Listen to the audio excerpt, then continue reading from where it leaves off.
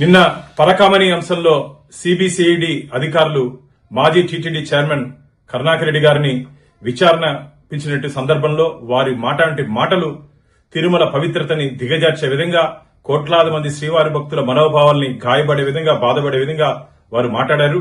వారు పరకామణి గురించి అడిగితే పెట్టకథలు చెప్తారు. నైల్ నది అంటాడు, వర్షం చిరుకులు అంటాడు. అయ్యా బుద్ధుందా నీకు? పరకామణి అంశం గురించి మాట్లాడని చెప్పి సిబిసిఐడి అధికారులు పిలిస్తే నేను ఒకటి అడుగుతున్నా, నువ్వు ధర్మకర్తల మండలి ఎక్స్ అఫీషియో సభ్యుడిగా ఈ రెజల్యూషన్ లో థెఫ్ట్ ని గిఫ్ట్ గా చేసినప్పుడు, దొంగని దాతగా చేసినప్పుడు నువ్వెందుకు చవరాలు పెట్టావు? దీనికి సమాధానం చెప్పు కరుణాకర్ రెడ్డి. నాకు సంబంధం లేదు, నాకు సంబంధం లేని దాంట్లో వీళ్ళందరూ లోకేష్ బాబు వీళ్ళందరూ కలిసి నన్ను తగిలిస్తున్నారని చెప్పి ఒక అబద్దపు అసత్య ప్రచారం చేస్తావు. అసలు నువ్వు ఆ రోజు బోర్డు మీటింగ్ లో ఈ అజెండా టేబుల్ అజెండా కింద వచ్చినప్పుడు ఆ రవికుమార్ దొంగ దగ్గర నుంచి టీటీడీకి ఆస్తులు బదలాయించేటప్పుడు నువ్వెందుకు సంతకం చేశావు? నేను నిప్పు నేను ఉప్పు అంటున్నావు కదా, ఆ రోజు ఎందుకు సంతకం చేశావు? దీని వెనకాల పూర్తిగా వైసీపీ నాయకుల హస్తం ఉంది. ఆ రోజు రాజీ చేసిన దాంట్లో టీటీడీలో ఉన్నట్టు కొందరు ఉన్నతాధికారుల దగ్గర నుంచి తాడిపల్లి ప్యాలెస్ లో ఉన్నట్టు కొందరు ఉన్నతాధికారుల వరకు రాజకీయ నాయకుల వరకు దీంట్లో సంబంధం ఉంది. పరకామణి అంశం వదిలే ప్రసక్తే లేదు.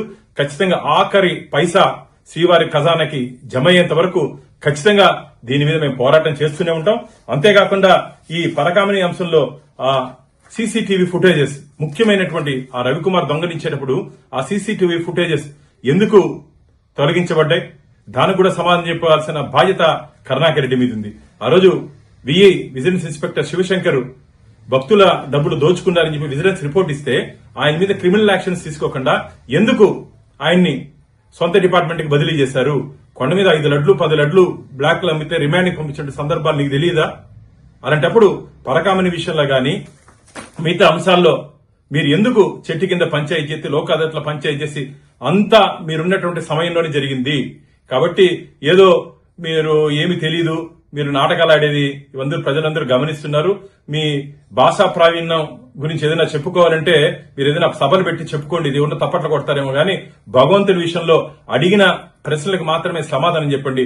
ఖచ్చితంగా పరకామణి అంశంలో రాబో రోజుల్లో ఎవరెవరు తప్పు చేశారో అందరినీ స్వామివారి ముందు శ్రీవారి భక్తుల ముందు జైలుకి పంపించే రోజు దగ్గరలోనే ఉందని చెప్పి ఆ నిందితులందరినీ తీవ్రంగా హెచ్చరిస్తున్నారు.